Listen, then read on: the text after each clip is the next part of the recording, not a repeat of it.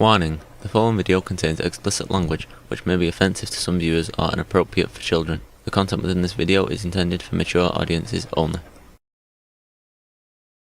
Warning: this video will contain spoilers for the 1999 movie, Girl Interrupted. It may also include discussions or images of violence, sexual situations, and drug use.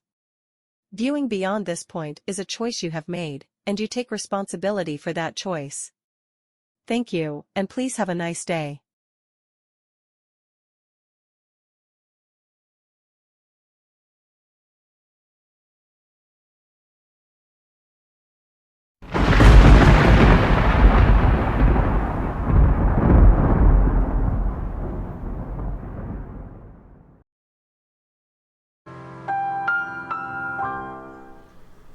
Hello and welcome to this video. I hope everyone's doing well, hope everyone's having fun, and I hope the universe is treating you fairly. Need to get these earbuds out. I was just listening to some music before I started the video. Today's video is going to be on the 1999 movie Girl Interrupted, which is based on the 1993 memoir by Susanna Kaysen. Basically going through one of the more traumatic parts of her life. The movie takes some liberties with the memoir. I read the memoir probably about 12, 13 years ago. I really should reread it. It's a really good thing. It takes place in 1967 during the Vietnam War. And it talks about the inadequacies of the U.S. mental health system, which in this day and age we're not a whole hell of a lot better now than we were in 1967. The movie stars Winona Ryder, Angelina Jolie, Brittany Murphy, a very young Jared Leto, Vanessa Redgrave, Whoopi Goldberg, Elizabeth Moss, Clea Duvall.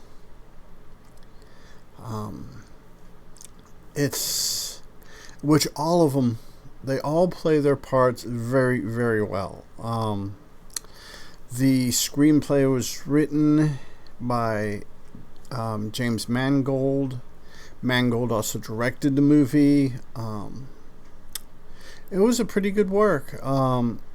Like I said, they did take some liberties with the memoir. The memoir, my tongue does not want to pronounce that word.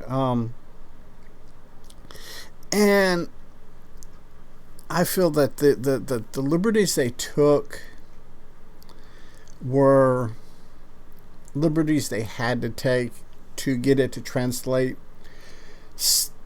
easier from the written page to the film screen, the movie screen. It did win some awards. It got the Academy Award for Best Supporting Actress, the Critics' Choice Award for Best Supporting Actress, Golden Globe Award for Best Supporting Actress, and the Screen Actors Guild for Outstanding Performance by a Female Actor in a Supporting Role.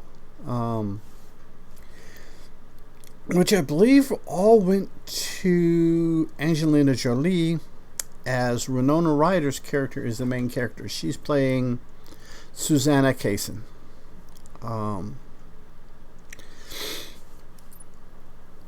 until probably the late 1990s, early 2000s, psychiatric clinics, psychiatric sanatoriums and stuff like that were a lot of times misused by the wealthy.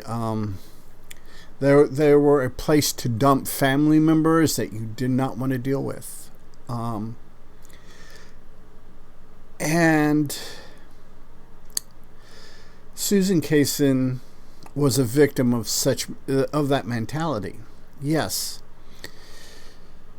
she does have what kicks the whole story off is she has a nervous breakdown, overdoses on aspirin and alcohol, which renders her blood way too thin, and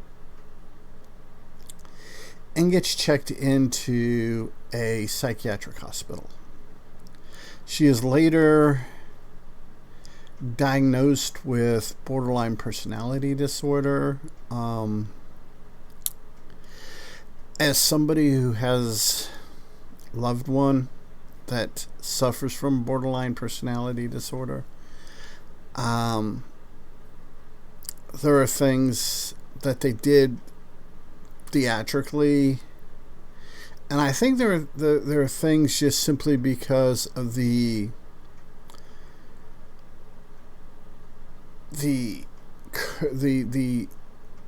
distance in time between 1967 and when this movie came out.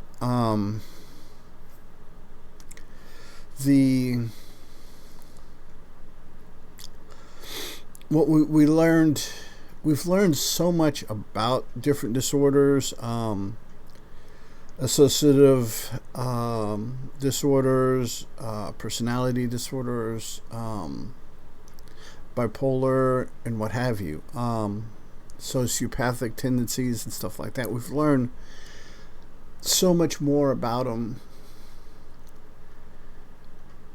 Now we know so much more now than we did back then.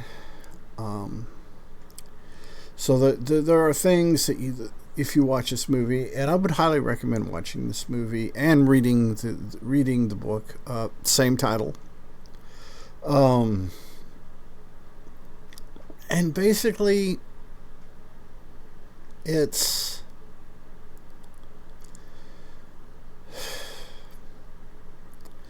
unfortunately, because in America we have a for-profit medical system, therefore they would rather treat somebody, do the bare minimum to treat somebody for 20, 30 years than cure them, than actually do anything to cure them.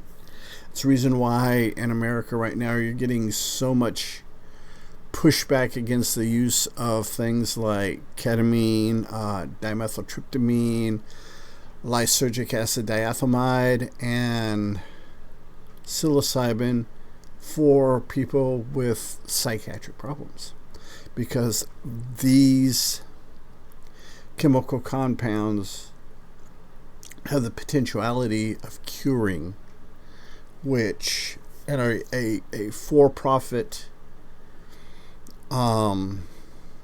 situation is not desirable. In the American medical establishment, curing is not desirable. To cure anybody of anything is not something they want to do.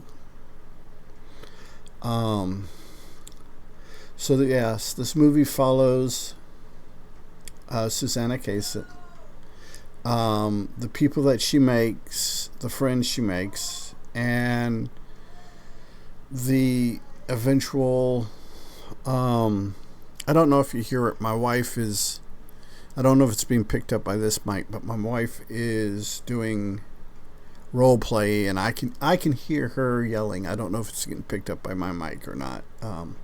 She's doing something crazy, but she enjoys it, and that's cool. But back to the movie. The Angelina Jolie plays a character named Lisa Rowe. She's a diagnosed psychopath, or sociopath, excuse me. Very charismatic, very manipulative, very rebellious,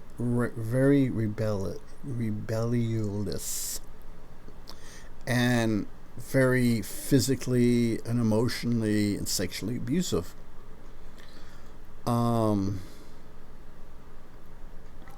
The one character that, and she's that this character makes it hard for me to watch the movie, especially have spent 25 years of my life as a correctional officer. It's character of Daisy Randon, Randone, Random, played by Brittany Murphy. Her character has been, for years and years, at the time of the movie, she's 18 years old. For years and years beforehand, she was sexually abused by her father, raped repetitively. She has OCD. She has an addiction to laxatives. And she self-harms. And unfortunately,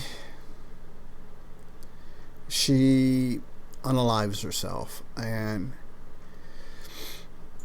the song that is playing when she commits this act is a song that I rather liked up until I saw this movie. And it just, because Brittany Murphy plays this character so well,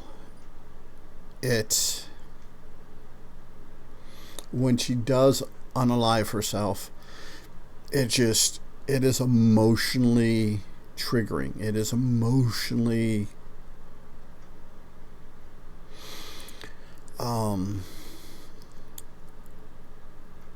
it's draining. It's one of those things. And Angelina Jolie's character does not make anything easy for the audience. Hell, she doesn't make anything doesn't even make the whole situation with Winona Ryder's character easier. It is. Angelina Jolie plays the abusive, manipulative part just to a T, and it's just, whew. I mentioned Jared Leto. Jared Leto has a very small fringe part in the movie. I think because of the popularity of him as an actor now or prior Suicide Squad, that they list him. Jared Leto plays Tobias Jacobs, Susanna's ex-boyfriend, who gets drafted and decides he's going to go to Canada. He'd rather go to Canada, and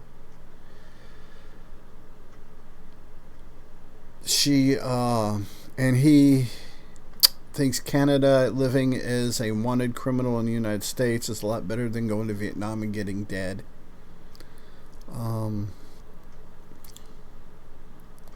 Now, Julian Armenta, I can't pronounce that. It's Armenate. Yeah. Armenta. She plays character Cynthia Crawley, who, like Angelina Jolie's character, is a sociopath.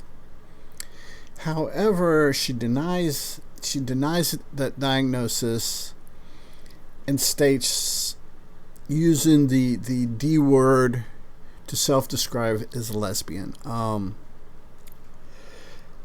It's not a word that I feel comfortable using just because of the negative connotations to it. If you just have to know what that word is, go to Wikipedia, look up Girl Interrupted, and scroll down to that character and have a day. Like I said, the movie just kind of follows the how she deals with it, how she personally comes to terms with her mental illness. The movie, I don't think it has a really huge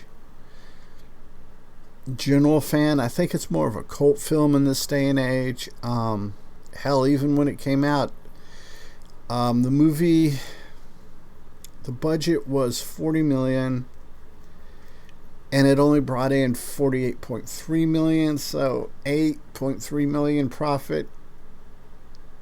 Not a real big, even in 1999 money, it's not a, it's respectable, but it's not anything super amazing. I'm not going to go into the details of a lot of what goes on in the movie, just simply because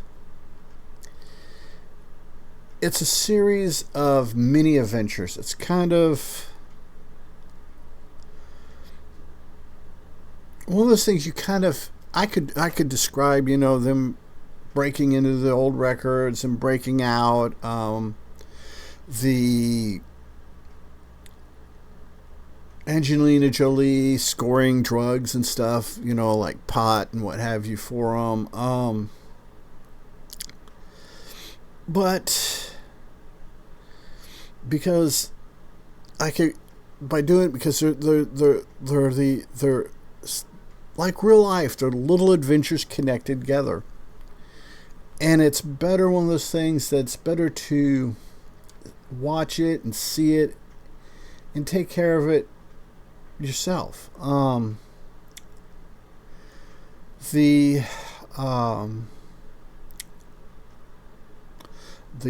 will tell you that the nurse that Whoopi Goldberg plays in the movie is probably one of Whoopi Goldberg's best roles. It's just, Whoopi Goldberg is one of those people that when she decides she wants to own a role or she wants to own something, she does.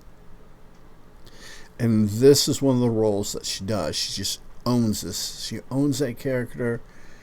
And that, even if you don't like Winona Ryder or Angelina Jolie or any of the other actresses and actors in this movie, Whoopi Goldberg is, her character of Valerie Owens is in itself worth watching the movie, to be honest with you. It's just a wonderful movie. Highly recommend watching it. Highly recommend reading the memoir. It's one of those things, and it also makes you think about the American mental health, the situation or lack of situation. Like, America is the only industrialized nation of wealth that has a for-profit medical institution, and it's just kind of embarrassing. And you look at it and go, wow, that's 1967. And we're in 2024, buddy. Ain't a whole lot of improvement. We're just, maybe millimeters better. If 1967 was 0, we're probably a millimeter, half millimeter better than what we were.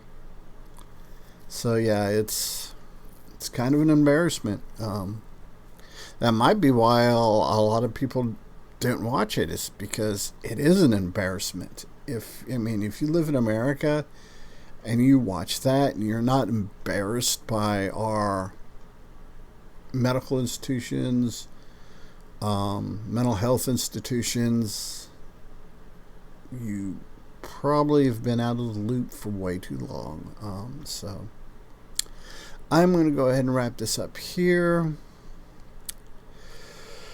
Everybody, remember to be a good human, to be good to other humans. Peace. Hey, it's 10 p.m. Do you know where your children are?